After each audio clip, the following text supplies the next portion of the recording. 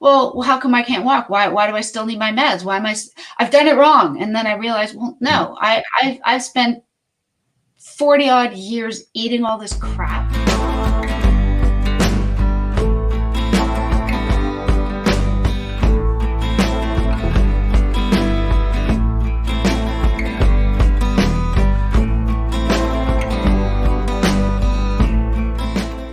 Okay.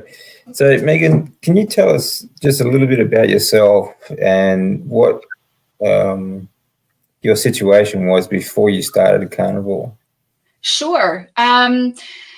So, okay, basically, I'm trying to think here. I have to go back a little bit in time for that one. But so I've struggled with bulimia since I was 15, over 30 years. And I'm 51. I'll be 52 at the end of August. So that's a long time. And that's always been in the background. I've always had anxiety, even as a child. But of course, it was one of those, oh, I'm just a worrier. I just worry a lot. It's no big deal. Until you you go through life challenges, and then that becomes worry to the point where you can't function, which is where I was at. So I was diagnosed with generalized anxiety and significant depression in 2012 and told that's what was causing my bulimia to flare up. But I was told that, but I wasn't ready. I wasn't ready to take anything. I wasn't ready to necessarily change anything else about my life. Just, okay, cool. I've got a diagnosis. This is now my excuse for everything. I have this, right? So just going for it. Which I think, let's face it, most of us do that. It's like, oh, I want a diagnosis because then that's my plate of armor, if you will, for whatever. So I had all that going on. I found out I had IBS in 2007. 2014, I was taking laundry out of the dryer. I don't know if they still don't know why it happened. Repetitive motion, a mother of 2 boys. So when they were little, constantly picking up the children, picking up the toys, just constant, that repetitive motion. I guess it was doing it enough over time that finally the disc in my lower back prolapsed and bulged out. So I was literally, I can even remember the exact day. It was the week before Mother's Day. So I think it was like March 23rd that year. Bent over, taking out the laundry from the tumble dryer, and I couldn't stand up. I was like bent like that. I could not go beyond that point because of the pain. And I thought, oh, it's my sciatica. I'll take some paracetamol. I'll be fine tomorrow. And of course, then it was worse. And what I came to find over the next several weeks and months and referrals and an MRI was, no, you have a prolapsed disc. Okay. What does that mean? Your disc is bulged. Great. How are you going to fix that? Well, we can't because it wasn't causing paralysis. It was irritating the nerves, but it wasn't touching the nerves. So fair enough. They didn't want to risk surgery. Even if I was willing to pay for it, they said, no, we can't do that. Okay. So what do I do? Well, not much. Try to move if you can.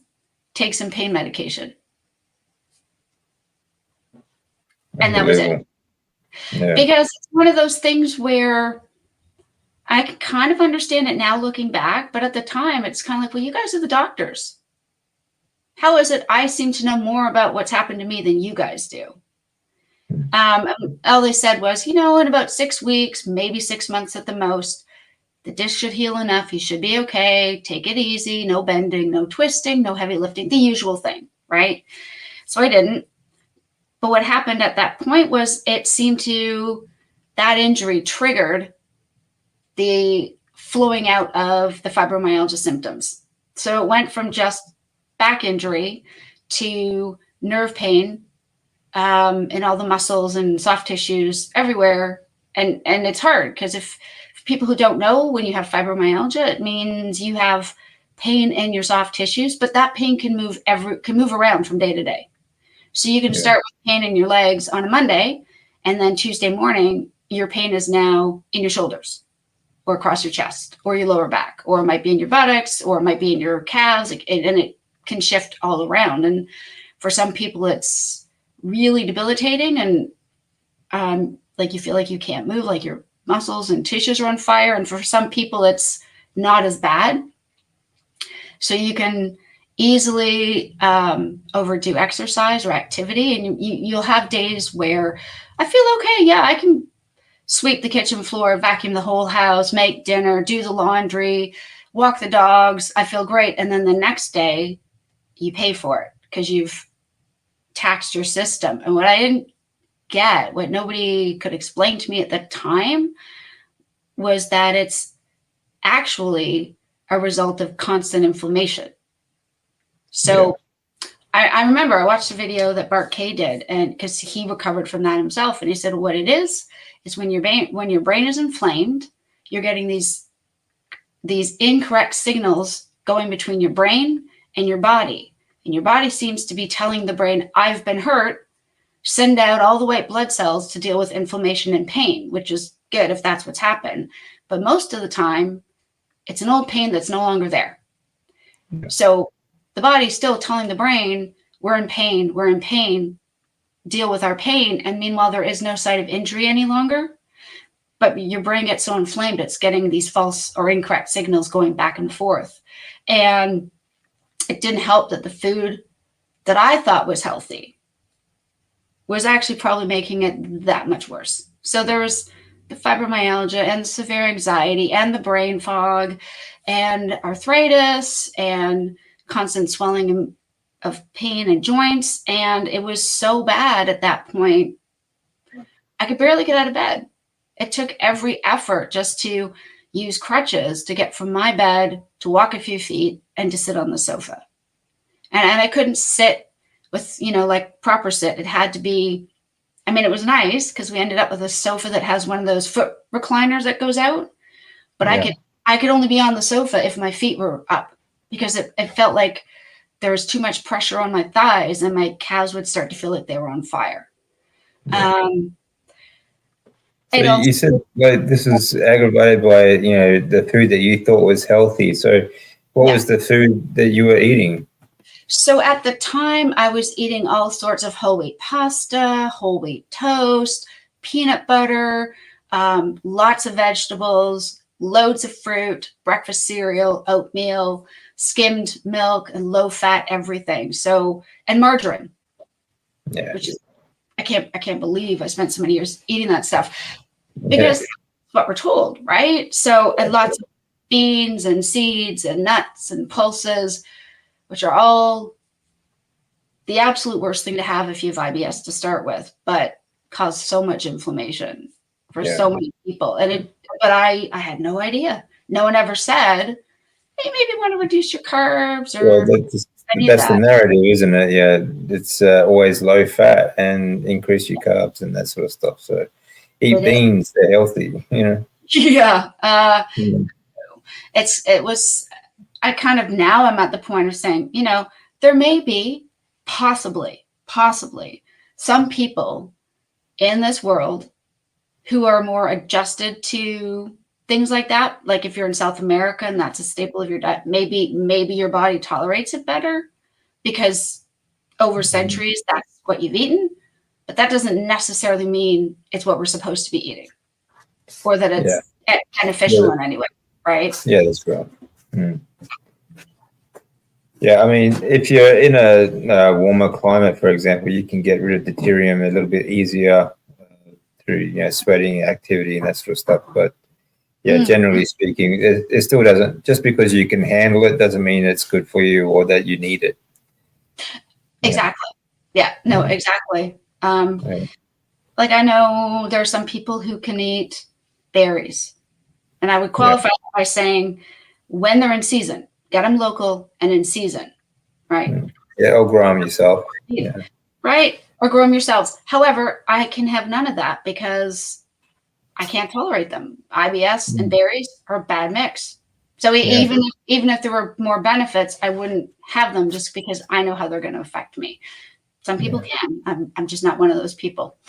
The least amount of plant being 0, the better as far as for me. Yeah, and I think it's like that for most people. Actually, we just don't realize it until something like this sort of happens.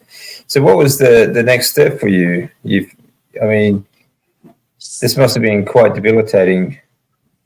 It was. I started off, I had been working full time, but by January of 2016, my brain fog and my pain was so bad, I couldn't work any longer. I had to stop working. And it was soon after, like in February of 2016, where I couldn't even walk outside of the house. So if we went anywhere, we had to borrow like either a walker, or if we went on holiday, we had to borrow a wheelchair. And I started using a wheelchair full time October of 2016. Otherwise, we would borrow one whenever we traveled. And the depression from that point just got even worse, because here I was, I had been working full time. I used to drive. I took my kids to school. I did all the school runs. I did all the after school activities. I went to the gym. I was relatively active. I did all of the things, and then I couldn't. Yeah. And that was really hard for me to get around emotionally. You feel like, oh my gosh, now I'm such a burden and everything hurts. And independence is taken away as well. Your freedoms. Yeah. Absolutely. I mean, I think it was 2017 or so where it was so bad. We had occupational health come in to get us a portable bath seat so I could shower. And for about a year and a half, I mean, obviously this stopped when COVID hit, but a year and a half before COVID, I had to have a care person come in every morning from Monday to Friday to help me wash my hair and shower, because it just hurt so badly. And then my husband worked from home after that, so somebody was there. But it was just one of those, you sort of feel not just depressed, but there's this shame of what happened to me. And knowing it's not necessarily your fault, but not knowing how to get out of that, you kind of go, I don't want to be this person. But you sort of, for a period at least, I kind of went, but this is it. Like, this is me. This is now my life. So I'm going to have to just accept it. That's it. Yeah. Sometimes there's a point where you think, well, this is as good as it gets. And it's only going to go downhill from here. So, it gets very depressing as Absolutely. Well. It does. Absolutely. And I did a little bit of CBT therapy briefly. And it was all right. It gave me a chance to talk. I mean, there was the daily stress. I have my older son has autism. He's high functioning, so he's pretty independent. But when he was younger, there was a lot of challenges. He was, getting bullied. So there was constantly stuff to try to deal with from his side of things. Yeah. And then here I was, physically limited in my mobility, dealing with all the depression. And you kind of, and maybe it's just me, but you kind of get it to a point where you're kind of go, I'm going to just shove that all down as deep as I can, pretend it's not there, and just try to get on with life. And of course that doesn't really work long term, but you try to ride it out for as long as you possibly can. And I think it was, until 2019, when I got a call from my doctor saying, yeah, by the way, you need to come in because your triglycerides are 3 times what we consider to be in the normal range. Your HDL is almost non-existent. Your LDL is double what we would consider a safe range. And we think you're having thyroid issues, which kind of, in a way, it made me laugh, because I'd been trying to tell them for about a year or two, I think my thyroid's not functioning properly. No, you're fine. TSH is fine. Don't worry about it. Yeah. Oh, okay. So to then be told, oh yeah, you need to go on statins. You need to do this and that. We're going to put you on a thyroid hormone. We'll see you in 6 months. And that was March 20th of 2020. And then, of course, the world fell apart. So there was no 6-month follow through. But yeah, so you sort of reached the point where I was kind of like, anything else? Like, what else? What's next? What else is going to possibly go wrong now? you kind of go. It's always the same line, isn't it? Like, oh, here's some drugs, and I'll see you in 6 months' time just to follow up. Yeah, to give you more drugs. Well, that's it, because the only thing I ever got, and it wasn't from the GP, it was from the lipid specialist. All she said was, so just so you know, statins have no effect on triglycerides. Yeah. Oh, and she said, oh, and by the way, you have non-alcoholic fatty liver disease. I'm sorry, what? Yeah. I'm not even 60 yet. I don't even drink. What are you talking about? Yeah, no, it's because your triglycerides. Okay, and how does that happen? Well, do you eat cake or cookies or sugary things like at all? I said, maybe once a week. And what about fruit? Oh yeah, I have my 4 or 5 portions a day. That's the problem. Yeah. I'm sorry. I was told those were good for me. She goes, no. Maybe have 2 or 3 portions of fruit. Otherwise, that should make a difference. But there was nothing else about the other carbohydrates or any of the other stuff I was eating. It was just, don't eat anything overly sugary and don't eat too much fruit. I was like, oh, okay. I'll just pause that there for a sec. I'll just get a phone call. Oh. もしもし。今ちょっとさ、ベビーと YouTube 撮ってるからさ、電話できないんだ。My wife had a phone call from her family. It's okay. Oh, okay. That's all right. We'll continue in a sec. Yeah, no worries. そうそうそう。So, are you ちょっとベビーとインタビューしてるんだ、他の人に。明日こっちからかけるから。ごめんね。あとでかけるから。はい、明日。はい、バイバイ。はい、ごめんね。It's okay. No problem. Okay, we'll just keep going. Okay, so where were you? So basically it was kind of like one of these, like you were saying, here, take some pills and we'll follow up in a few weeks or months. Yeah. And I understand a lot of them don't get very much training on nutrition. And actually I've just recently qualified as a nutrition coach. And I would say, which is, my whole point of that being, I want to know what wrong things they're teaching so I can go coach the opposite. But even now, even today, whether it's nutrition coaching or a nutritionist, they're still teaching things like 55% of your diet should come from starchy carbs. Yeah. What? So that's what they have. And those who want to be, say, like GPs or specialty consultants spend almost no time learning about nutrition. Even if they did, what they'd be taught would be wrong. Yeah. And I mean, so I understand why they didn't give me the advice, but my initial reaction at that point was, well, you're the doctor. How could you not know what I should be eating or not? Like even before I tried keto and carnivore, it was like, there's got to be something. Like you're just going to leave me for 6 months and hope that it changes. You've got nothing else to give me, right? This is the thing. We've all been sort of, it's been ingrained into us to believe everything these doctors tell us. And basically doctors all they are trained to do is see symptoms of diseases and prescribe drugs that are supposed to help with these things. They don't know what's actually in these drugs. They don't really know what causes these symptoms or diseases, and they have no clue when it comes to nutrition. They have no training in nutrition at all. Last week I was talking to Dr. Robert Lufkin. He wrote the book. Yeah, he wrote the book Lies I Taught in Medical School. Yes, I saw his interview with Dr. Barry. Yeah. And his mother was a dietitian, and he was in the same boat as the rest of us. Diagnosed with 4 diseases that he ended up doing the research himself and correcting his diet. He was 10 years vegetarian, then he went carnivore. Yeah. So and this is a medical school professor.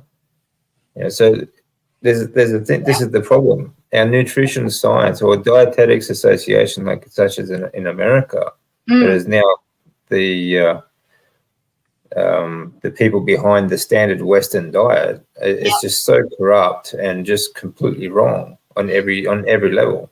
I know. It's shocking, isn't it? I remember when Dr. Chafee made a video and he talked about, well, the paper that was published in 2015 that was showing the internal memos and how the professors who founded the American Heart Association got kickbacks back in the 70s. And I was angry. And then I thought, okay, well, that was just before I was born. So I can be angry, but then what?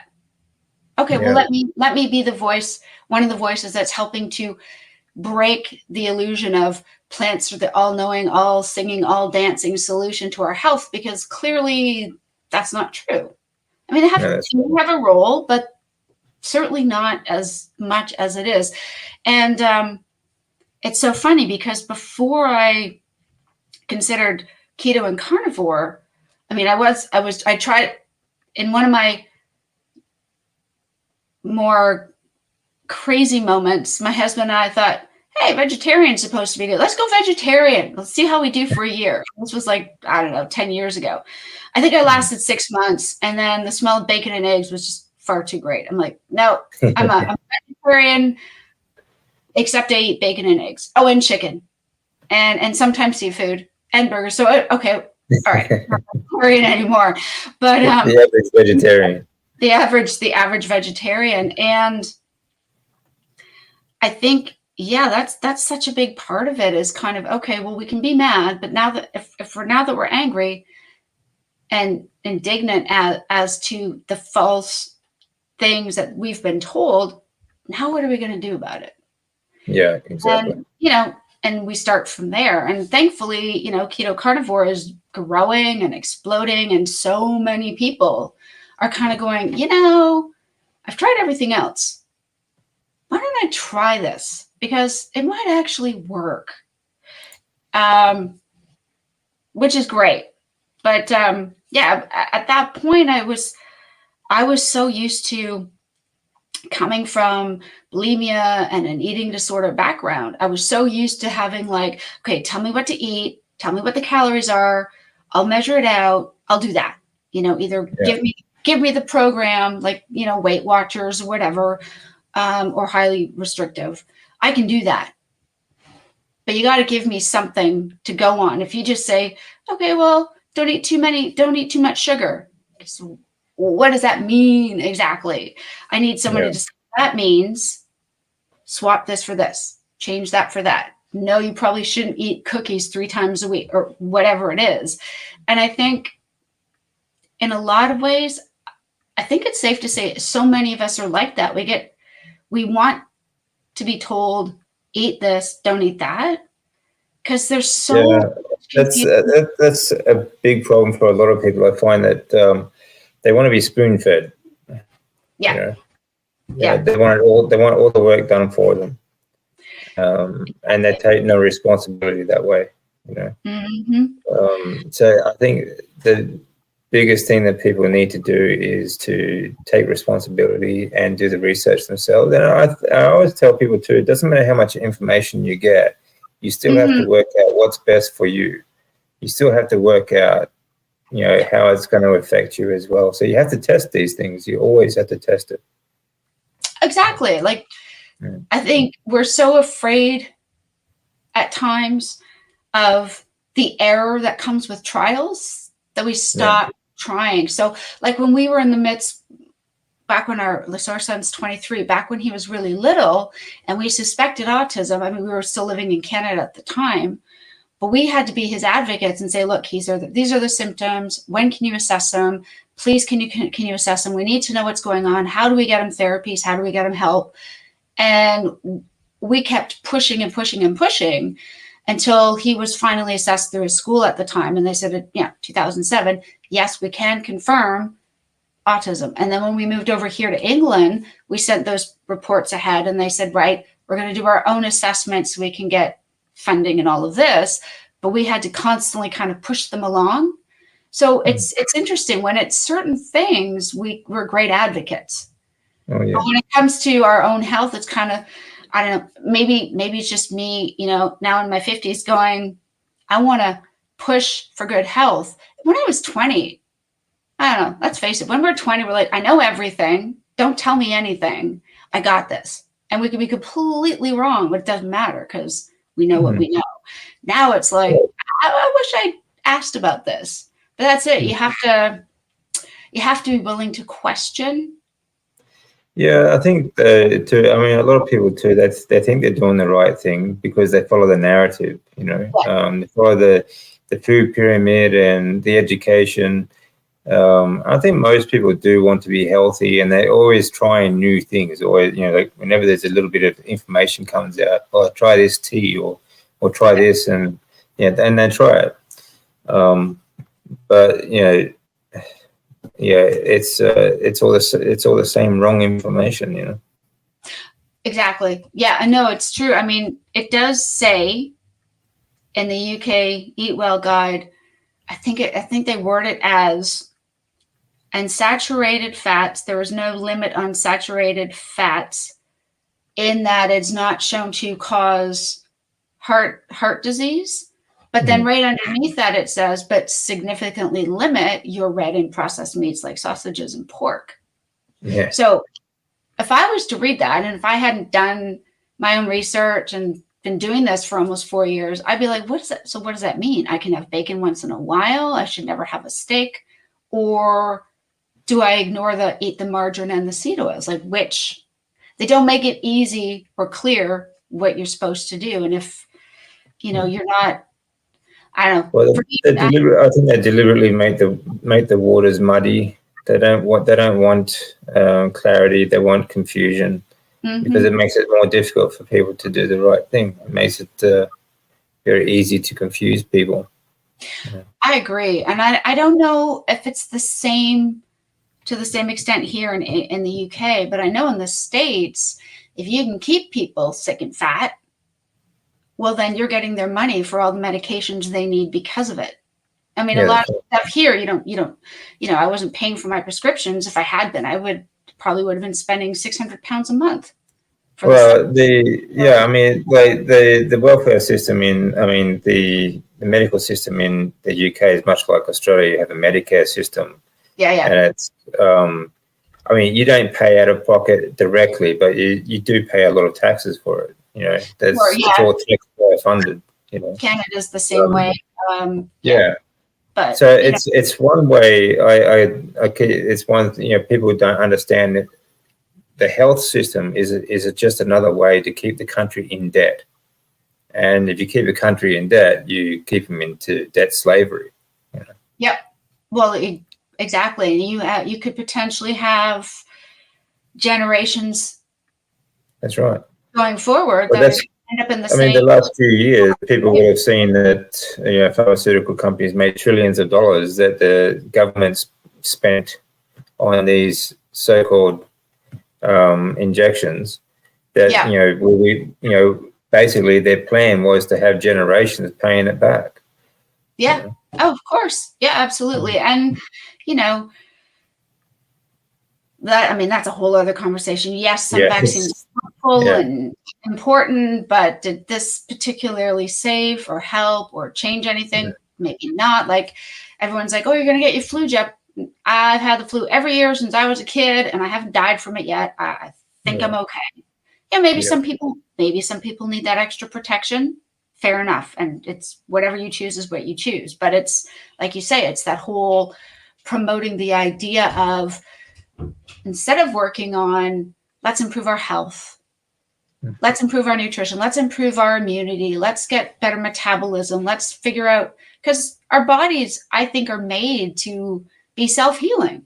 I mean, the body is made so intelligently that almost anything, with some exceptions, obviously, but almost everything can heal itself if we nourish it properly. If you're filling it with cookies and processed crap and, alcohol on a regular basis, because that affects things. If you're putting all the stuff in that's going to damage your body, well, of course you're not going to get better or get better quickly. You're going to take longer and all this kind of stuff. So it's kind of like,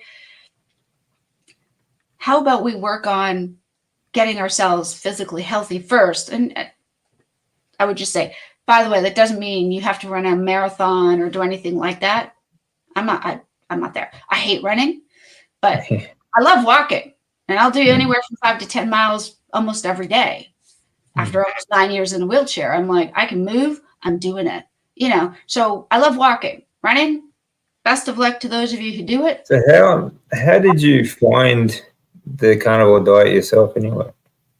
So so by May of 2020, I was about 220 pounds.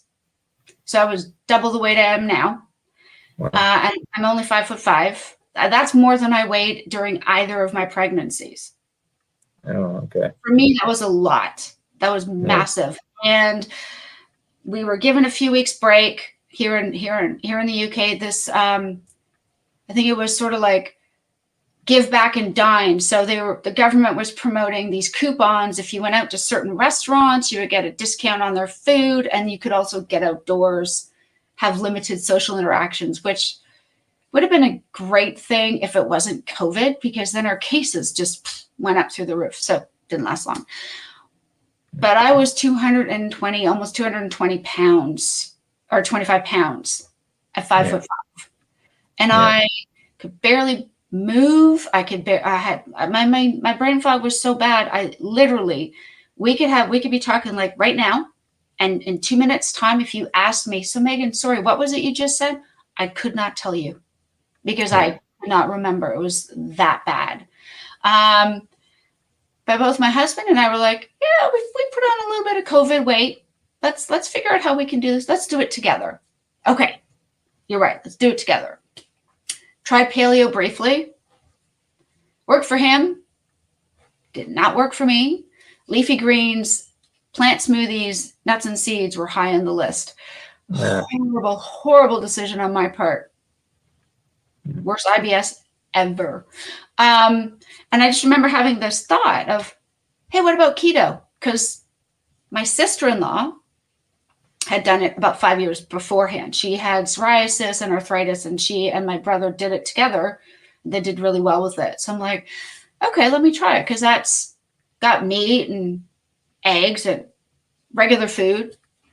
Let me look into this. So I YouTubed and Googled videos, and some of the first ones were Dr. Berry's. And I was like, I'm going to try this because I got nothing else to lose. Why not? So as soon as I saw the video, I ran to our corner store. I got some bacon and eggs, cooked it on the frying pan. I had not allowed myself good fat for over 15 years. I was so afraid of fat, as a bulimic, especially, going, fat's going to make me fat. And of course, it's not true, right? But I just remember that moment of, oh my gosh, this is what my brain's been missing. This is what my body's been missing. And as I started to slowly cut things out, I couldn't believe how much better I started to feel. Within a couple of weeks, a month, maybe, I'd already lost 20 pounds. Just no effort. I couldn't exercise. I was in too much pain.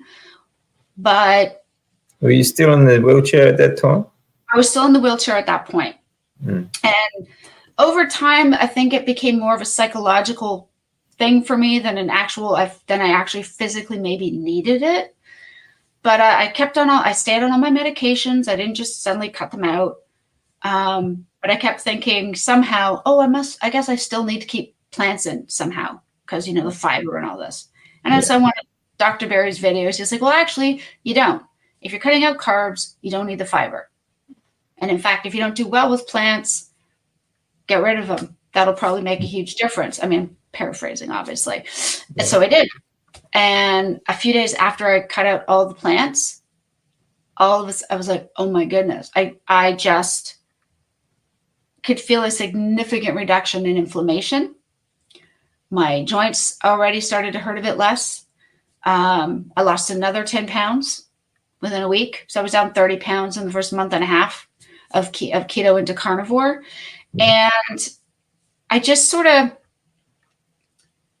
followed the tips, which was one of the best things that Dr. Berry said in his videos, at least that I watched at that point. He says lots of good things, was eat the meat that you're craving.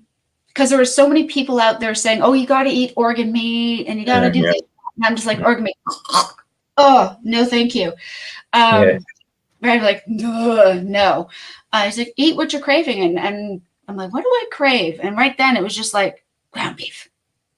Just out of left field. Have some ground beef. Like not a weensy, thin, kind of sad looking patty from McDonald's, but like ground beef. So grab some ground. He goes, yeah, if you might, if you're female, you may want to have one that's a bit higher in fat, fry it up, see what you think, go from there.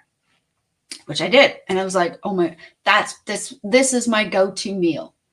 Ground beef, 20% fat ground beef, bit of salt, maybe a couple egg yolks, done. And it was the most amazing thing I'd eaten. Probably at that point, that was the most delicious thing I'd eaten ever. I mean, my sons and my husband thought I was a complete weirdo at that point because they were very much eating a standard Western diet. But I'm like, don't care, guys. I'm going to do this. And as they saw my mood improve, my depression started to lift a bit. I felt like my pain medications were actually helping. I could sit on the sofa with my feet down. I didn't have to have them elevated all the time. I had a little bit more mobility in the house. I stopped using my crutch at the house. I did take my chair out to get places, but I had a lot less lower back pain. Overall, the pain was just that much better. And I don't know, by the end of October, I was down 60 pounds. Wow. Which I'd never, ever, ever lost that much weight ever in my entire life, ever. Yeah. That was after years of severe restricting or binging and purging. And I actually felt I had energy. I wanted to actually converse with people and participate in life again. And I mean, not that we could because it was COVID, but that was it. When I got rid of all the plant stuff and just stuck to the meat and the eggs with bacon and sausages sometimes and lamb chops on a special occasion, I felt so good. I was like, I could do this forever. I want to do this forever. And then I just, continued to watch more and more videos from the carnivore space. Dr. Berry does a lot of them, but also Steak and Butter Gal and Rebecca Heischman and all these big names that are out in the space. They had so much encouraging content. My husband's like, why are you doing this? You're going to have a heart attack. I'm like, no, I'm not. How can you say that? Oh, okay. And I used to make him sit and watch videos with me. He's like, oh, I don't have the time. I'm like, no, you got to watch. And I would play him videos by Dr. Chafee talking about the whole conspiracy and the U.S. and how they formed the food guide and why the American Heart Association needs all of that. And I had him watch especially a couple of videos by Dr. Philip Ovadia because my husband did suffer a minor heart attack in August of 2021. He was actually pretty healthy. He had been on a 20-mile bike ride, had this massive pain, thought maybe he just ate something that didn't sit right. Realized after he came home, he had actually had a cardiac event and he ended up having to go into hospital for it. He was on a low-fat diet? He wasn't. He was more eating kind of lower fat. He wasn't fully Western diet. He had decided that because by 2021, I was now down 100 pounds. And he's like, well, look, I don't understand why it works, but you're the clear evidence. I'm going to try it. So he was starting to be a bit more carnivore. So it wasn't and he's like, it's because of the carnivore. I'm like, no, that's not why. However, it happened shortly after he had a second COVID vaccine. So this, who knows, that might be part of it. We're not sure. So now he's keto. He's sort of like, he's like, I need a few vegetables in my life. I'm like, well, you don't need them. He goes, okay, I want Most of my life, like asparagus or romaine lettuce. I'm like, okay, it's not, I can't, it's not for me to decide. I know I can't have it, but if you want it, that's fine. That's your call. Mm. He asked me to be his mentor and coach when he first started Carnivore. I'm like, are you sure? Yeah, why? Because I'm going to get on your case if you eat the crap that you shouldn't be. Like, I will not be silent. He's like, no, I want that. Are you sure the marriage? It's yeah, it's that low fat narrative. Unfortunately, it shows how easy it is to program people. But every carnivore I speak to, the trouble has always started because they're beforehand. Even if they try to eat healthy, it's always that low fat narrative. But when you go carnivore or keto, and you increase your fats, everything just heals. So true. And it was amazing. So crazy. Like, I remember I watched some videos out there on how, like, because we used to be, and again, that's what we were taught, and when he and I were kids. So it's like, no, you gotta drink the skim milk, don't have the full fat milk, and make sure you have it with cereal and all this. So of course we did that. That's what we did for our kids when they were little. But I remember there was a video out somewhere, I can't remember the name of it was out there in the space about how it was called The Shocking Truth of Skim Milk. I'm like, what do you mean the shocking truth? And the guy who did the video was like, well, what people don't realize is when you skim out all the milk fat, all you're left with is the milk sugar. Yeah. So it's no wonder you get so inflamed when you drink. Plus they add sugar to it. Yeah, exactly. Never mind if you were actually having the full fat milk. I mean, it's still not awesome. There's still carbs in there, but it sort of counteracts itself. But how many people think that fat-free milk is the best way to go? Meanwhile, no, it isn't. And I showed him the video. He's like, "Why do you show me these things? Because now I have to question everything I've ever believed." I'm like, "Well, that's why." He goes, well, that's the point. We have to question everything we've ever believed. Exactly. Question everything, and I used to say, I don't know that my thing used to be, well, it's wrong, but I don't know if people intentionally wanted to see other people get harmed, and I don't think they meant to be. And I'm thinking, I take that back because that is exactly what they wanted. I mean, I remember, so I was born in 1972, but I remember around 1980 when I was a kid going to school, and my mom was talking with, I think, one of her girlfriends who lived next door, about how, oh yeah, so we got to get butter out of the house because fat's not the issue. Sugar's good. Fat's the problem. And that's when I remember margarine coming in all the time. Yeah. And I just remember thinking, how could so many of us have accepted that sugar's an empty calorie? It's not going to hurt you. That's the big problem. Really? Yeah, calories is another lie. That they can corporations use to, it's your fault for eating too many calories. That's why you're fat, sort of thing, or that's why you're sick. But it's just a unit of energy. We don't use energy; we use nutrients. Yeah. Well, and never mind how they like to skate over the fact that but you guys scientifically engineered this food to be highly addictive. Oh yeah. And now it's our fault because you made Pringles and chocolate bars unable. Well, they're trying to tell us that food that we've been eating for 4.5 million years or so is now suddenly unhealthy, but the food that they've been making for the last 100 years or so is that's the healthy stuff. With these fake vitamins and minerals and things like that they add to the food, it's absolutely disgusting.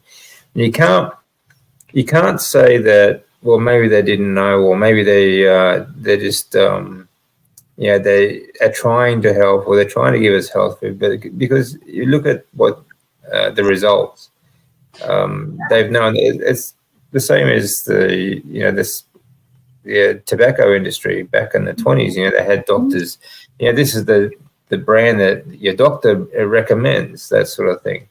Yeah. And we've come to believe anyone in a white coat is beyond reproach. But if you look at the history of doctors throughout the history, like telling, okay, you should smoke these ones, or you should take this or take that. One of the biggest killers in the world. If you have a look at history, you just would never listen to another doctor again.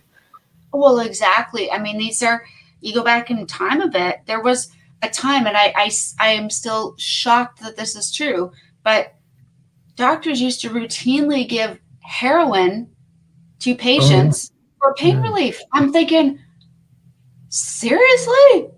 Oh, yeah. And it's like, oh, yeah, they used to have opioids as like drops for kids when they were teething. Yeah. There's some really shocking stuff if you have a look at the track record of medicine. Yeah.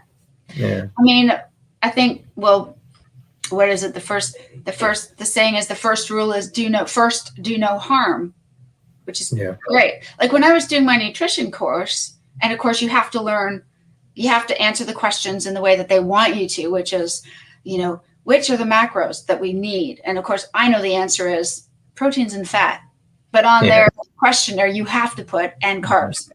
They're not essential. So you have to bite your tongue, really. Yeah. So for me, I'm like, oh my gosh, this is really bothering my conscience. And I had a few modules where I said to my husband, I don't know if I can complete this because I know it's a complete lie and I know it's totally not true. He's like, yeah, but that's what they want you to complete. And once you pass, then you can go and tell everybody, okay, this is what they're teaching, but here's why it's wrong. But if you don't know exactly what they're teaching, you can't speak to it, right? So I'm like, okay, fine. But there were some moments where I was just like, oh my gosh, this is so wrong. It's like hitting your head against a brick wall. Exactly. Yeah, exactly. It's like I'm going to bang my head against the wall and hope I don't get a headache somehow. Yeah. Kind of idea. But yeah, and that's, So they refer to like eat all the different colors and eat a rainbow of fruits and vegetables. It's like, no, and that's it. There was a video that Dr. Barry did with Dr. Michael Eads, I think it was last year, talking about what is an actual ancestral human diet and just talking about the science and how they can determine now what our ancestors ate. Like we're talking, like you say, from 4 million years ago, what prehistoric man ate, and the majority of the diet was meat-based and all this kind of thing. And I found it super fascinating because I love history anyways. But what I found really interesting, but also kind of sad, was that only people who are interested in that kind of research actually know this. And there are so many people who will just say, yeah, but we've been eating bread and pasta for 100 years. I'm like, yeah, but given how long we've existed as humans, that's a really new amount of time. I mean, it's been thousands of years, really. Like from if you look at Egyptian culture, a lot of the slaves and everything, and the peasants, they always ate grains. Yeah. Even in England, they weren't allowed to hunt on like the king's land sort of thing. So you had rabbit starvation and things like that, which is where the term comes from, rabbit starvation, because they were getting just too many lean proteins and not enough fat. But, if you have a look back, the agricultural revolution before that, the average height of people, humans, were much taller, much stronger bone structure as well. So, I mean, although there's, thousands of years of eating grains, it has had a very detrimental effect to the species. Yeah. Oh, absolutely. I mean, Dr. Eads even went on to share, I guess, the research that shows that a lot of just the regular, like you were saying, a lot of the regular Egyptians, so whether they be the slaves or just the peasants, all had signs of things like tooth decay and obesity and diabetes, and because of such a heavy grain. Because I've had people say, yeah, but we've always been eating grains. I'm like, no, we haven't. And actually, and there's a significant size difference. Yeah. in their bone structures. So, real physical differences. Oh, absolutely. And you sort of look at all of that, and that, I mean, but that's the thing, right? People have to be interested in, oh, I wonder what it was like not just 1,000 years ago. What was it like prehistorically? What did we have prehistorically? Yeah. And if people are willing to look at that, go back and look at that, then it's kind of like, oh, then you see, well, actually, yeah, we maybe ate a few berries when it was seasonal and we found them. Otherwise, we didn't. And we didn't really eat the plants. We ate whatever we caught. Yeah. So, your body has to prepare for feasting and fasting. That's right. But it was a natural thing, not a certain amount of time and all this kind of stuff we do now. But even if you think about some of the human populations today, like this whole blue zone. That's absolute garbage. It is. It's just garbage science. But if you think about some of the populations today that have almost no issues as far as heart attack and diabetes and all those types of things, you think of like the native peoples in North America, but perhaps, are not as assimilated, that sort of keep to their traditions. Like my younger son's girlfriend, her family is native, and they're very much they're in society. They have regular IT jobs and stuff like that, but what they eat is much closer to what they would have eaten traditionally, with a lot of heavy on the meats, occasional vegetables type of thing. But you think even of like the Inuit people, you can't eat vegetables. And you're telling me that they're struggling because they don't have fiber in their diet? No. No, that's right. Well, if you ever read anything from Wilhelm Stephenson, the Inuit and river people in the Arctic, they didn't have any deficiencies at all. Yeah. They had perfect teeth. Everything was fine until they started eating the Western diet. But he spent himself over 6 years on just a strict carnivore diet, high fat diet, and it had no deficiencies at all. So which is it.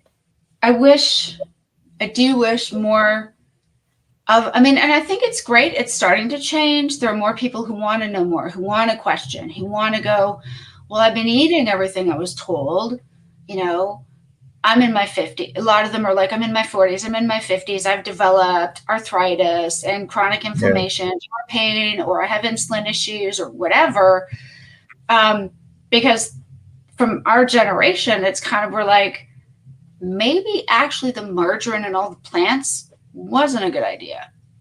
Yeah. Maybe now we've reached a point where, well, we've done all this for 30 or so years, 30, 40 years, and it hasn't worked. Let's try something else. Whereas, you've got some of the younger people who are like, well, I'm fine. Yeah. I feel healthy. I look great. Why would I change? Yeah, that's unfortunately, like, it's a common thing with people. Like, why would I change if I feel fine? Exactly. And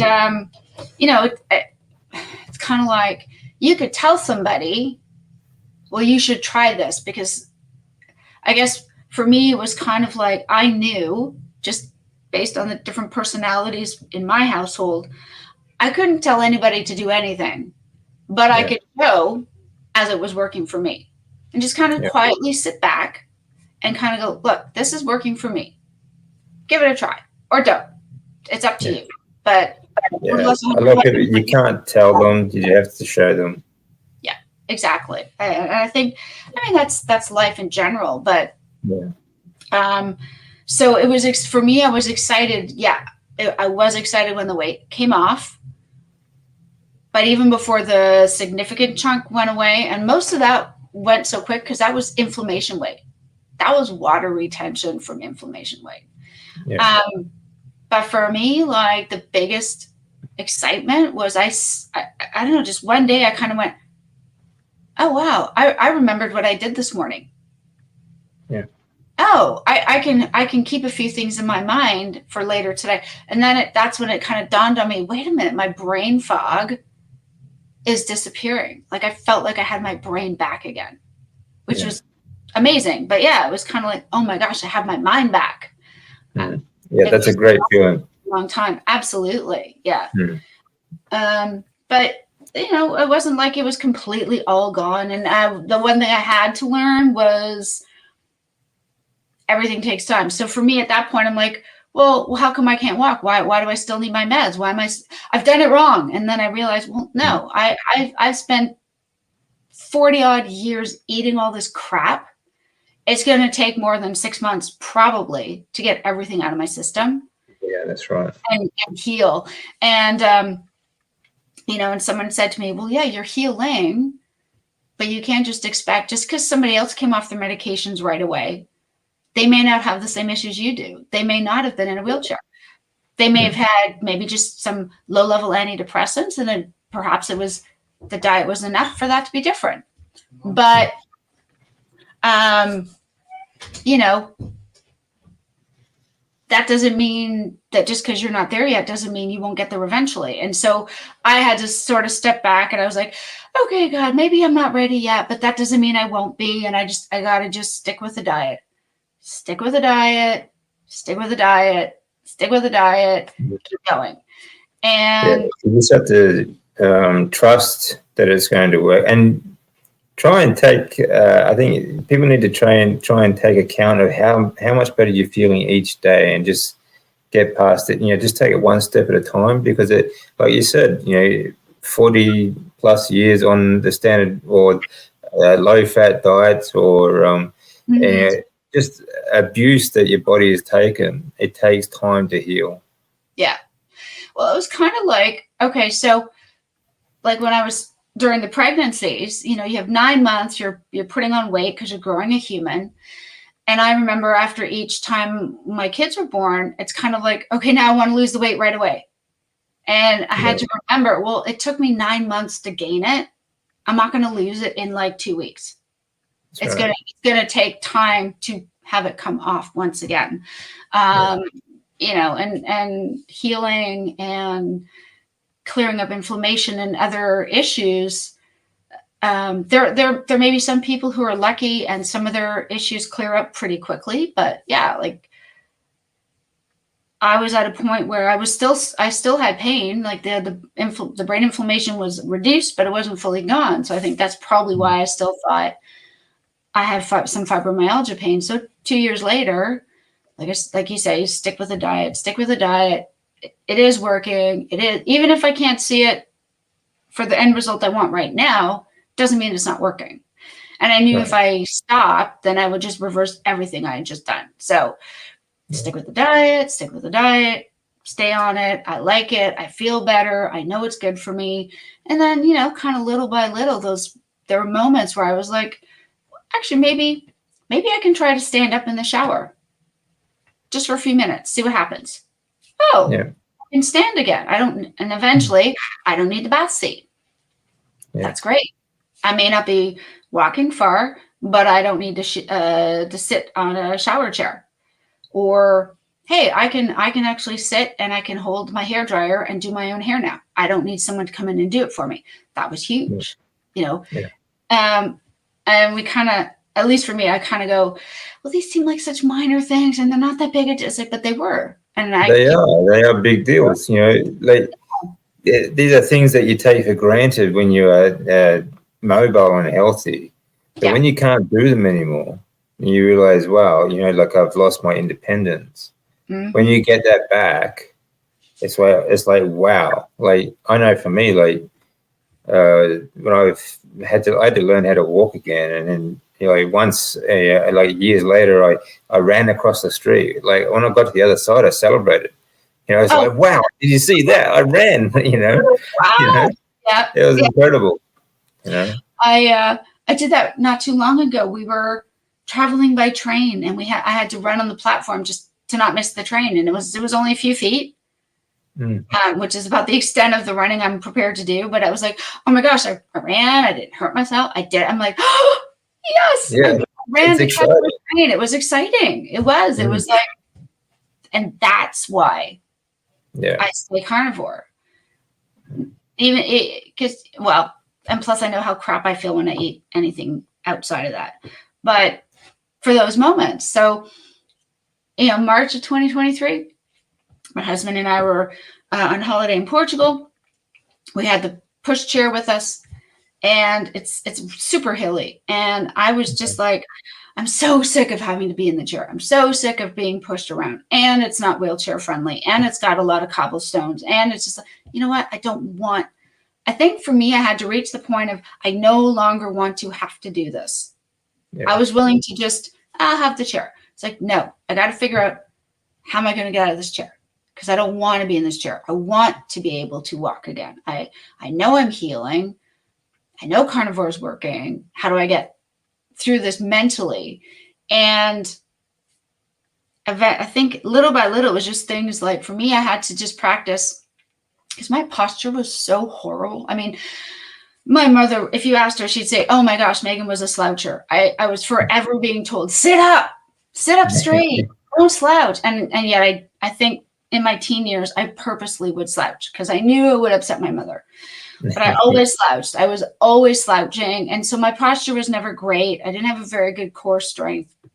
Probably a factor in why my back went out eventually. So when my back was hurt, I did what we all do, which is you curl up into yourself, right? You try to protect that injured area. But I did it for so long over the next almost 10 years that it actually changed slightly how my spine was curving. Yeah. And so when I would try to stand, I'd be like, oh my gosh, it hurts. But it wasn't hurting because of injury. It was hurting because I was trying to stand up straight. And I hadn't done that in a decade. So it was just kind of like, let me just practice sitting with my shoulders back. Just for 10, 20 seconds, a few times a day. Just start with that. And I did that every day for a few weeks. And then I thought, I can walk around the house without the crutch. Let me try walking. I know what I'm supposed to do, back straight, pelvis under, walking like, tucking your pelvis underneath as you walk with your shoulders back. Let me try that. This feels weird. I'm not used to it. It feels weird. But I would just, going from the bedroom to the lounge or the lounge to the kitchen. And my muscles were sore. And my first thought was, oh my gosh, I've hurt myself. And I realized, no, my muscles are sore because they haven't been held in the right position for 10 years. So I'm going to have to retrain them. And it just started literally with just sitting with good posture. I would stand in a doorway. So, open the door, like to the bedroom, stand in the door frame, flat against it with my heels back and my shoulders, in the right position, with my head in a neutral place. And I would just stand like that for 20 seconds. Just practice standing with correct posture. And I couldn't believe, it was achy at first for the first few times. But once I started doing it every day, I was like, oh, actually, this is what muscles are supposed to feel like when they're being stretched in a good way. Okay, so let me just try that. And I did it repeatedly every day for 30 seconds, maybe 20 or 30 seconds, a few times a day, and did that over the next several weeks. And I didn't even when we went back to Canada last summer, took the chair through the airport and the whole bit. And I just remember one day thinking, let me just try to walk a little. It was like 10 feet from our nephew's front porch to the car because I left my purse in the rental car. There and back, which is no big distance and by any stretch of the imagination, but I actually walked with correct posture for the first time in years. And I'm like, I feel good. Okay. I can do this again. Those tiny, like probably with yourself, tiny little moments. But those tiny moments, they really build up. So something I tell people a lot is, do what you can now, and what you can do will grow. Do just baby steps as you go. That will, the steps will start small, but they'll get bigger and bigger, and they'll get faster and faster. Absolutely. Oh, absolutely. So I think at one point I did a couple of times where I walked a block and a half when we were on holiday. Which I look back now, I'm like, oh, that was so nothing. But it was, like you say, it was massive at the time. And I thought, I'm going to one day be able to eventually not need a chair anymore. I'm not there yet, but we'll get there. And by that point, I had already sort of very, very, very, very slowly weaned myself off my medications. So I knew that it wasn't any sort of pill masking how I was feeling. So if I had felt pain, I would know that, yes, I'm actually feeling like I've overstretched, I've overdone it, step back. Got home, didn't do anything right away. And then I just remember a few days after the jet lag was over, thinking, I'm going to walk around our block. I just want to see how I feel. Walked around the block, very small block, walked around the block, came home. That was it. That took all my energy, and I was happy to just sit and do nothing for the rest of the day. But I did it, and I thought, okay, well, if I did it today, maybe I can try again in a couple of days. Walked around the block again a couple of days later. Okay, this isn't so bad. I feel kind of good. Left it, and then I kind of gradually went a little bit further, went like a quarter of a mile to the corner store and back once. And then I did it another time a few days later. And then I thought, I might be able to do this regularly. So let me walk around the block every day, or to the store and back every other day. And I started really, really, really, really small. But then by September, I was kind of like walking somewhere every day. Oh, that's good. A block and a half, 2 blocks every day. And then I one day just thought, I want to take my dogs for a walk. So we have a spaniel and we have a greyhound. And the spaniel, luckily, is best when he's off the leash. We have a nice, great big field near our house. So he knows where he's going. He just goes full out. And the greyhound, not so much, because he wouldn't go back. And I just remember I took them for like a short walk, maybe a quarter of a mile at the most. But I felt great. I'm like, we're just enjoying the weather. It's just a nice little walk. And then when I got home, I thought, I feel pretty good. Like, I'm not in pain. I'm a little tired because I'm not used to this, but I did it.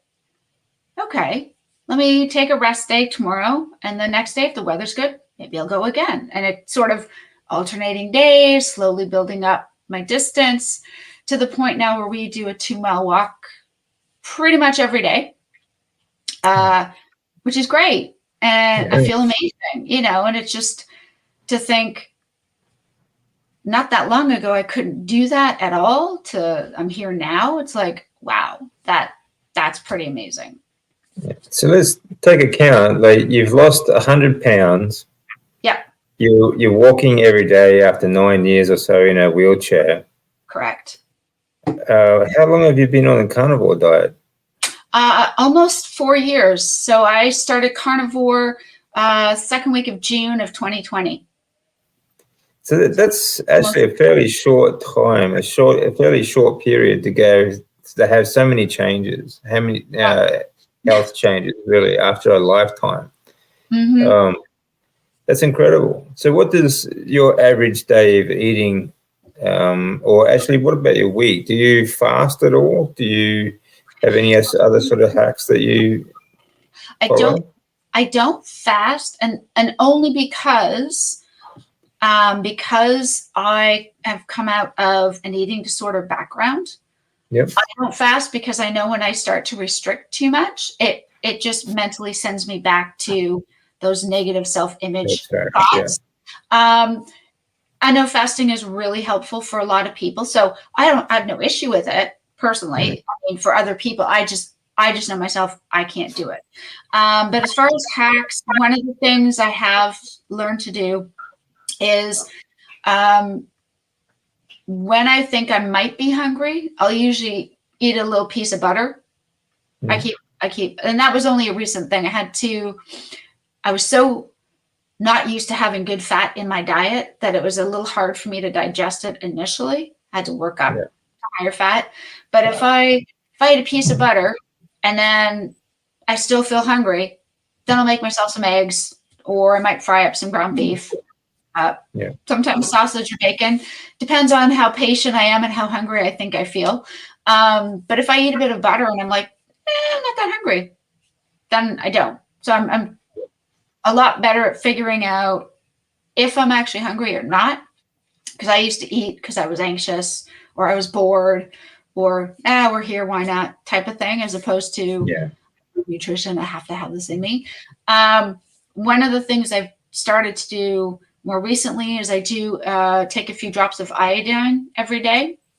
And that's just more because I've had, I've had rosacea probably since my teens, but it flared up badly just while I was on holiday in the States. And I'm not quite sure if it's because the water quality is a lot less than it is here. They had a lot more chemicals to their water. It might have been the air pollution. I'm not sure.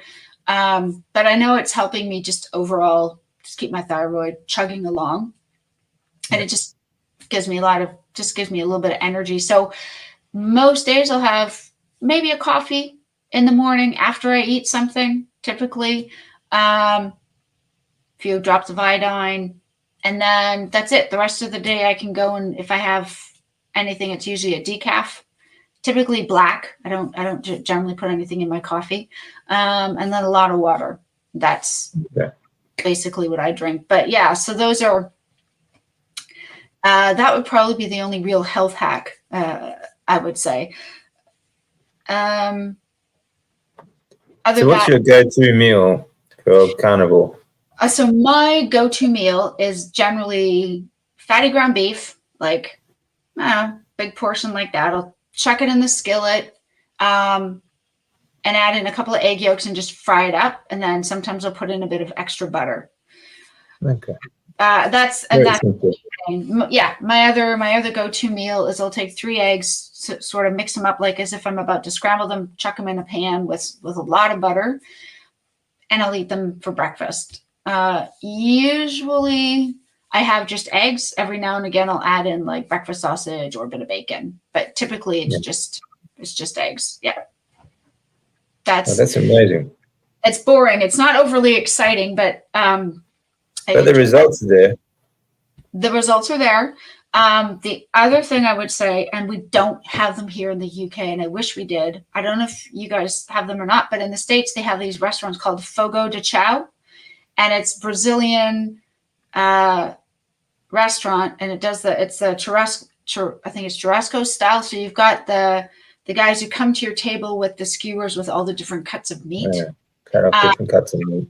Yeah, and we do that. All you can eat. Yeah, no, we don't have things like that here either.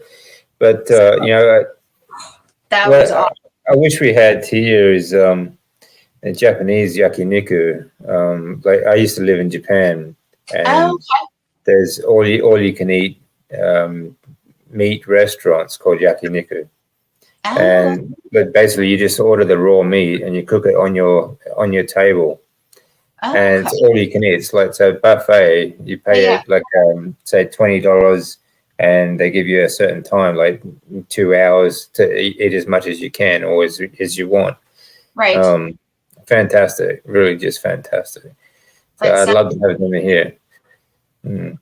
Yeah. No, we were spoiled. We went to Fogo de Chao twice, when we were in New York City, and then we went there once. It was just up the road from our hotel when we were in New Orleans, and it was. Oh my gosh, it was amazing. It was carnivore heaven. It's like, and what we learned, the secret is because when they first come out, they'll bring you like chicken and sausages. So they're hoping people will fill up on that or on the salad bar, and therefore they eat as much steak. We're like, no, red meat. Come on, bring us the meat. Oh, it was so good. Yeah. We have a local butcher here that we go to. So we get a really good deal on all the meats that we buy into the house, and we usually do a month at a time. But we're right now we're price sourcing out an air fryer because I can fry eggs, bacon, sausages, and beef in a frying pan, no problem. But steak I always find is a bit more tricky, a lot more grease splatter. And I know a lot of people rave about their air fryer. So I'm telling my husband, babe, less mess. Babe, there won't be layers of grease all over the kitchen. Babe, it's worth it. Come on, we got to do this. He's like, oh, we'll think about it. Depends on the one you get. Some of them are just more to clean up, but yeah. Yeah. So we're price comparison shopping at the moment, but fingers crossed. He's like, why would we do that? I said, well, because we do steaks like prime rib, which I always have a hard time cooking properly. I mean, he can do it when the barbecue's ready to go. He does them and it comes out great. But trying to do it in a frying pan is just not the same. I said, because the prime rib steaks will actually turn out well, like they're supposed to.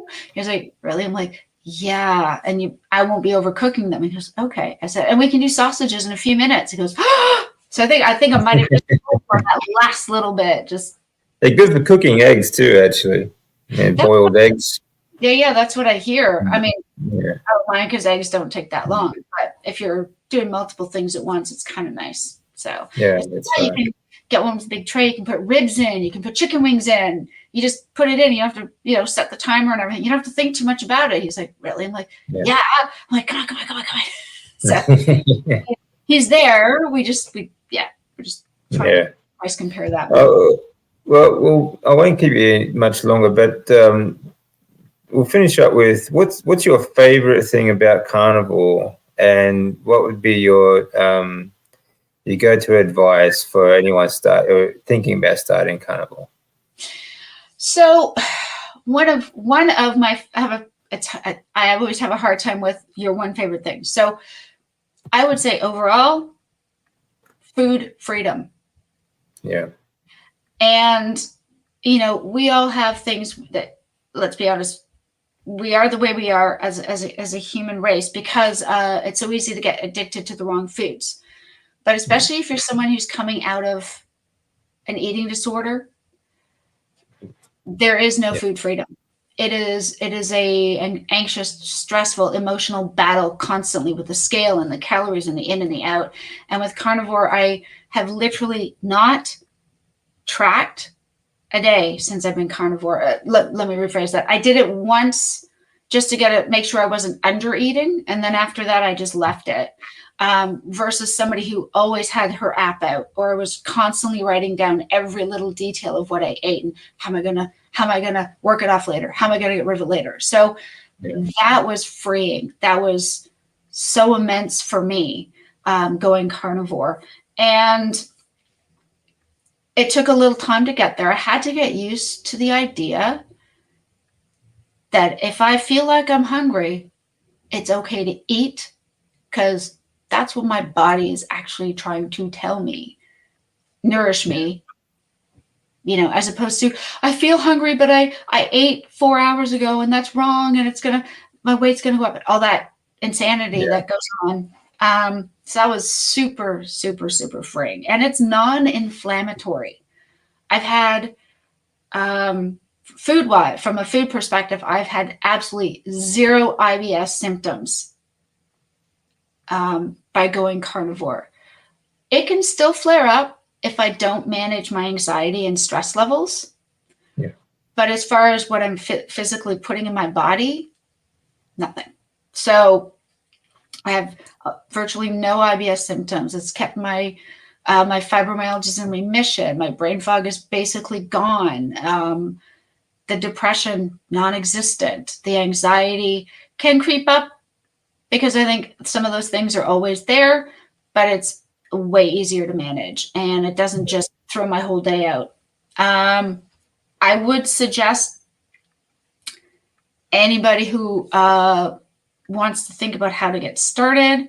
And I mean, I do actually have my coaching site up and running. Well, it's under construction, but it's live now for appointments. But what I would say to anyone out there is start slow if you need to.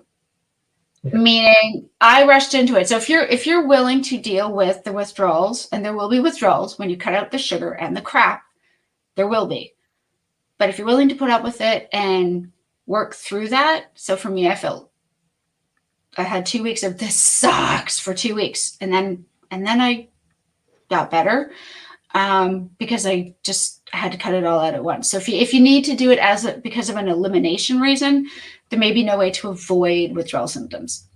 Outside of that, I would say even making small changes is a big step. So even if you want to have a burger and you only eat half the bun, or you swap your fries for a salad at first until you get to the point where you can fully get rid of it, whatever helps you transition I figure is a good place for people to look if they feel like jumping right in is going to be too much for them. Yeah, I agree. For the most part, I think people should transition over a 3-month period, and then from there do a serious carnivore, because your body does go through a lot of changes hormonally. But some people can't handle that. If you cannot moderate, then try just put up with the transitioning sort of problems, the IBS and things like that. Just deal with it in the first month. Go cold turkey. But that's something that everyone needs to work out for themselves, whether or not you can handle transitioning slowly, or you just need to go cold turkey. But that's just something. I mean, there's positive and negatives about either way, and it's just something you need to work out for yourself, what's going to be best for yourself, I think. So, I totally agree. Yeah. Meghan, thank you so much for taking the time to join me today. That's just a remarkable story, and even more remarkable what you're doing to try and help other people now too. It's incredible. So thank you very much. Thank you. It was an honor. I'm so glad you asked me to be on the channel. I really appreciate it. I had a lot of fun.